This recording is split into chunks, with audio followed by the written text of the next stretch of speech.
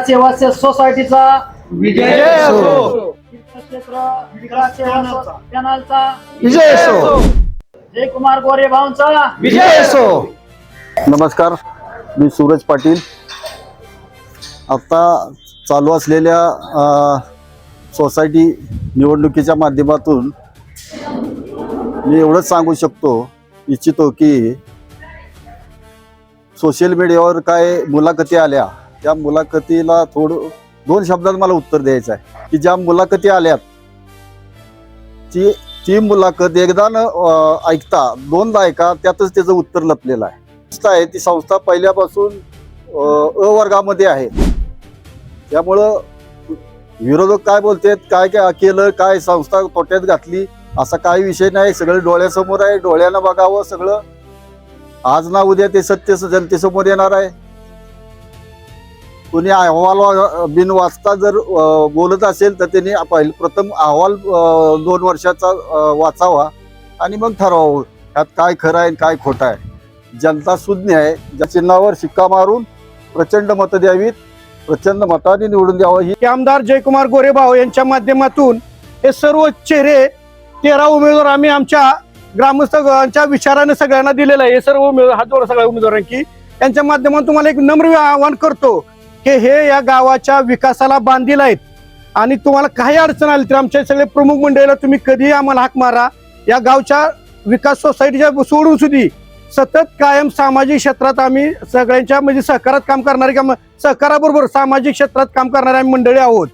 या गावाचं नाव चांगल्या प्रकारे कसं पुढे नेता येईल यासाठी करणारी ही टीम वर यांच्या पाठीमागे असणारे सर्व ग्रामस्थ व गाव तीर्थक्षेत्र विकास आघाडी यासाठी निर्माण केलेले आहे की येणाऱ्या पुढच्या 5 वर्षात शेतकऱ्यांच्या कोणत्याही अडचणी येणार नाहीत आणि त्या अडचणी आल्यास हे सर्व उमेदवार आमचे ते सगळ्या अडचणी दूर करण्यास सक्षम आहेत. बाकी विरोधकांनी काय आरोप केले ह्याला महत्व देण्याचा अर्थ शून्य आहे, कारण त्यांचे आरोप त्यांनाच माहिती उत्तर असतात, ज्यांना ते उत्तर देण्यात काही महत्व नाही आणि त्याला आम्ही उत्तर देऊ इच्छित नाही. मागची निवडणूक ही बिनविरोध केली होती आणि सभासदांनीही अतिशय मोठ्या मनाने ते स्वीकारलेलं होतं. आणि खरोखरच जसं बाळासाहेब भाऊ म्हणले की ज्या वेळेला बिनविरोध निवडणूक लढली जाते आणि निवडून येतो त्यावेळेला फार मोठी जबाबदारी त्यांच्या खांद्यावर पडते. मागील पंचवार्षिकला 13 सदस्यांनी सुरुवातीला अतिशय चांगल्या पद्धतीनं सोसायटीचं कामकाज पाहिलं. त्यास अनुसरून सोसायटीला स्वतःची एक मिळकत इमारत उभी व्हावी त्यासाठी त्यांनी प्रयत्न केला, ती उभीही केली.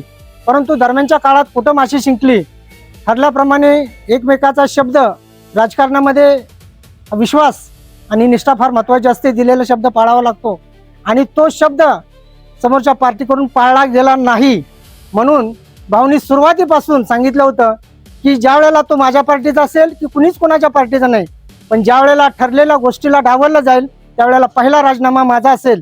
त्या पद्धतीनं या ठिकाणी बाळासाहेब भाऊनी पहिला राजीनामा दिला आणि त्याचंच अनुकरण इतर सदस्यांनी केलं.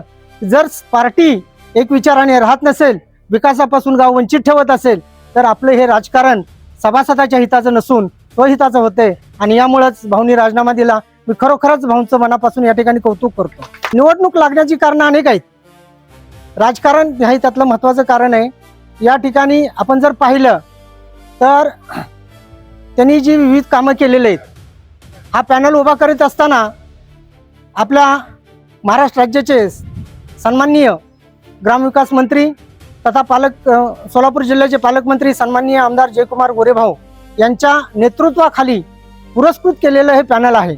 या पॅनलच्या माध्यमातून गावाचा सर्वांगीण विकास हा ग्रामपंचायतीच्या वतीनं असेल, सोसायटीच्या वतीनं असेल, वेगवेगळ्या माध्यमातून आपल्या गावचा जर विकास करायचा असेल तर माझी सर्व सभासद बांधवांना विनंती आहे की आपण सर्वांनी या तीर्थक्षेत्र विकास गोंदवली बुद्रुक पॅनलला भरघोस मतदान करून कवच या चिन्हाच्या समोरील चित्रावरती शिक्का मारून 13चे 13 उमेदवार भरघोस मतांनी निवडून आणावेत.